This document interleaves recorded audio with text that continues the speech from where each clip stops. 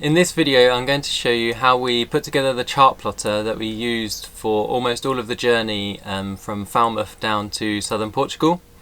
It's easy and cheap, and we do almost all of our navigation and most of our passage planning right here on this. Although we do of course have backup GPS units and paper charts.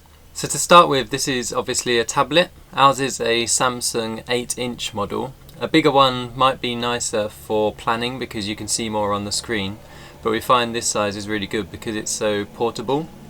I can pass it to Eleanor if we're sat in the lounge planning, or if we're having lunch sat out at the table, then it can just be on the table and we can keep an eye on the route.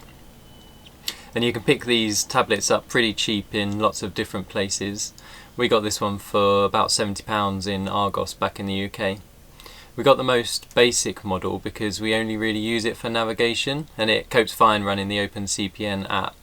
But if you wanted a tablet that does other stuff as well, then you might need something more powerful with more memory. This tablet has the Android operating system, which is quite important because then you can load the OpenCPN app straight onto it. If you're not familiar with OpenCPN, it's a sort of open source chart viewing software. We've used it exclusively and found it excellent both for navigation and for planning. But OpenCPN doesn't have its own built-in charts, so you have to source those. Some people use CM93 charts, but if you check the OpenCPN website, then they've got quite an extensive section on there about what different charts you can get for it. The other option is to buy Navionics, which is what some friends of ours did, and they seem really happy with it.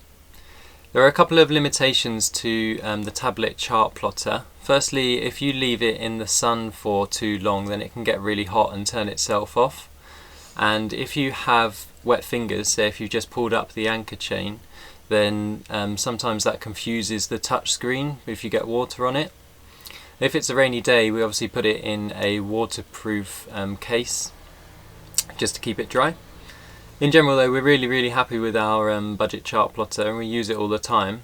If you've got a different setup for a chart plotter, then share it in the comments below. We'd really like to hear about it. And if you found this video useful, then give it a thumbs up and subscribe for more sailing videos.